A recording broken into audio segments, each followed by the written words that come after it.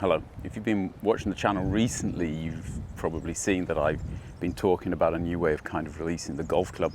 And you can argue about whether this is actually new. It's most certainly something which I've identified, which I don't think an awful lot of people are talking about at the moment. And you can use this same kind of idea when you're chipping and pitching the golf ball. If you think about it logically, the problems you're having when you're chipping and pitching the golf ball is you're coming in too steep. That's the only reason that you can chunk a golf ball. If you can imagine an aeroplane landing too steeply, then it's going to be a hard landing. Whereas on the contrary, if it's coming in on a flat angle, then it's going to be a gentle landing. And it's similar with your golf club. You've got to kind of flatten out the bottom of the swing arc some way or another. And if you look at a lot of videos, they're basically giving you the impression that this isn't happening. If you look at Rory's video here, you can actually see as he starts the downswing, it's actually steeper. The arc is narrower than it was, but around about his right heel or trail heel, the club is actually lower than it was in the backswing, meaning he's flattened out the angle of attack at the last minute to actually get this kind of stroking of the ground rather than this steep attack. It's the same here with Jon Rahm. Obviously these are longer swings where there's a lot of wrist action, but it's the same thing. Just before the lead heel, the club is actually lower to the ground than it was in the backswing, and this is giving him the angle of attack that he needs.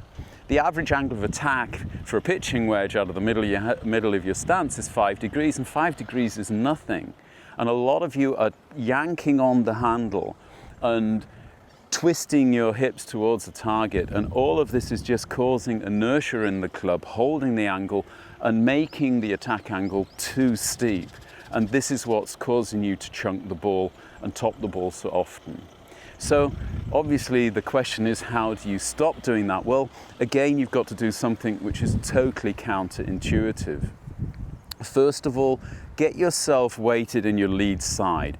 When we're actually moving the club correctly, it's going to try and pull us with it, and we don't want that to happen. We want a stable axis. Similarly, when we swing the club down, it's easy to get into a kind of a tilt to kind of help it, or almost spoon it into the air. You don't want to be doing that either. So try and get the feeling of having a solid axis in your lead side and holding this axis during the swing. But the most strange thing that I want you to do is, rather than thinking of the swing like a child's swing, going up and back down the same path, I want you to have the feeling that rather than stopping, it continues back but goes down towards the ground and then comes on a flatter path back to the ball.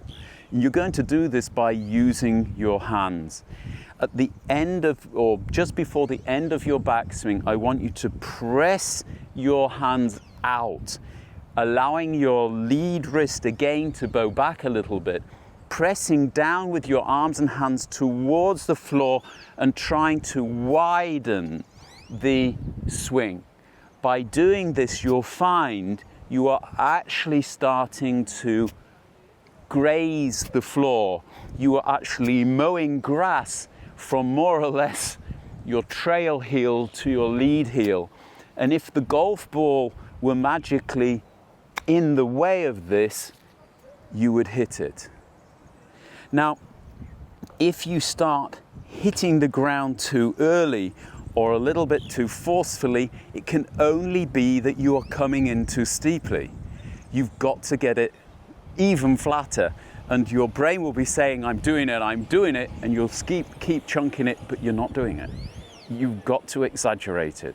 And that's why I would really say you'll be better off doing lots and lots of practice swings until you can really get this kind of brushing effect of the grass. The feeling of the club going back, out and down and coming in on this very flat angle of attack, flattening out the bottom of your golf swing and trying to get the club away from you rather than pulling it into you. This is all very counterintuitive, but believe you me, it works.